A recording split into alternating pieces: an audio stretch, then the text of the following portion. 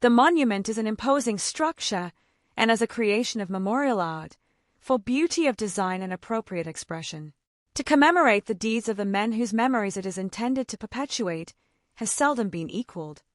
The monument is located near the southeast corner of Abbott Square at the head of Main Street, and far to the south, beyond the old City Hall building, the view is unobstructed. It is built of granite and is as solid and should endure as the very hills themselves. The foundation is of solid masonry 11 feet below the surface of the earth. The base is 15 feet and 6 inches square, and the monument is 52 feet and 8 inches in height, with castellated shaft. The main die is hammered and the blocks forming the column alternate hammered and rough ashlar, the contrast being perfect. The inscription on the bronze tablet on the south face of the die is a tribute to the men of Nashua, who served their country on land or sea during the War of the Rebellion, and aided in preserving the integrity of the Federal Union. AD 1861 to 1865. Erected by the city of Nashua, AD 1889. The tablet on the north face of the die is given to appropriate quotations, as follows. The Union ought to be considered as a main prop of your liberties, and the love of the one ought to endear to you the preservation of the other. A George Washington's farewell address. Our Federal Union, it must be preserved. To Andrew Jackson. Liberty and Union, now and forever, one and inseparable. Daniel Webster. That from these honored dead we take increased devotion to that cause for which they gave the last full measure of devotion, that we here highly resolve that these dead shall not have died in vain, and that government of the people, by the people, for the people, shall not perish from the earth. O Abraham Lincoln. Let us have peace. U.S. Grant. On the west-facing side of the monument stands a spirited figure, in bronze, of an infantryman in the act of raising and cocking his rifle. The figure, upon which is a haversack, cartridge box, and canteen, leans forward, the gaze is intently fixed on a faraway object, while every nerve is strained to the utmost tension.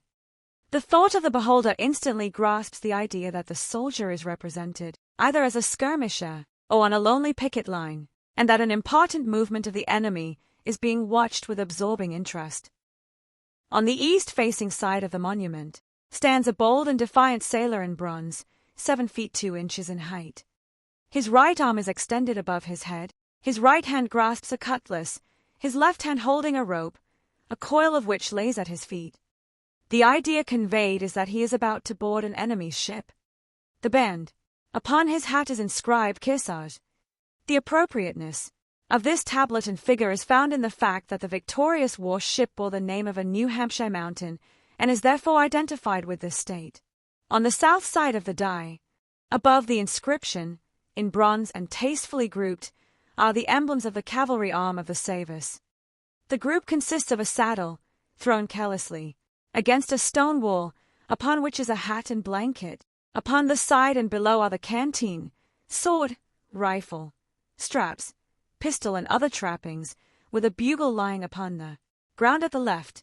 The bronze emblem above the inscriptions on the north side of the die consists of a group of 3 cannon, with an artillery wheel below and 2 rammers perpendicular.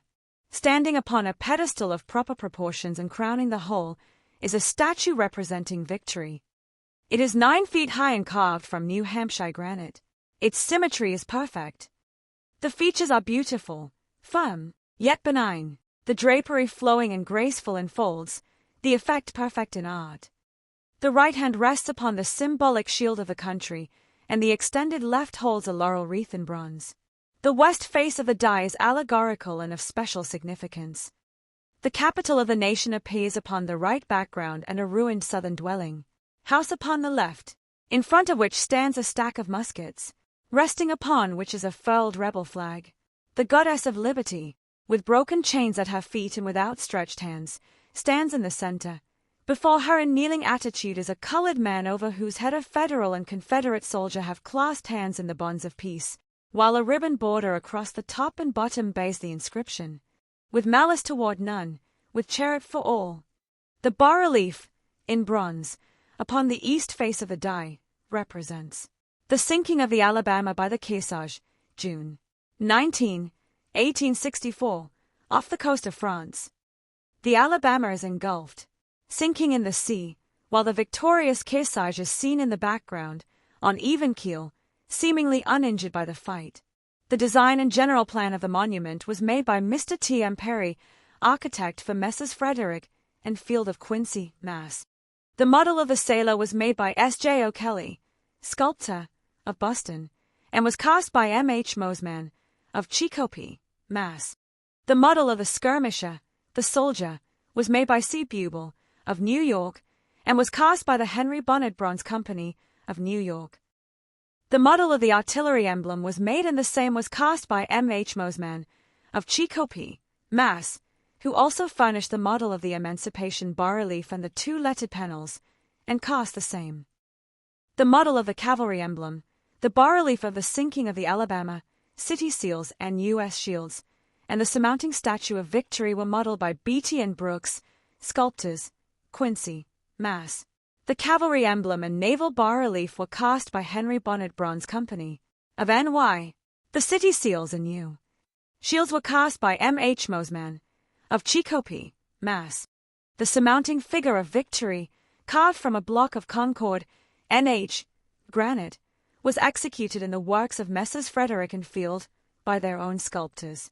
All the granite work of the monument was executed in the works of the contractors and builders, Messrs. Frederick and Field, of Quincy, Mass., who erected the monument.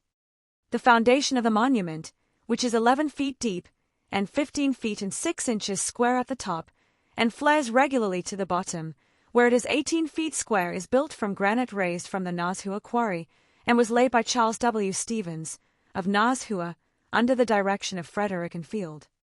The dedicatory inscription on the bronze tablet inserted in the south or front face of the die of the monument, and the quotations from eminent Americans, on the bronze tablet inserted in the north face of the same, were prepared by Colonel Frank G. Noyes, of Nashua.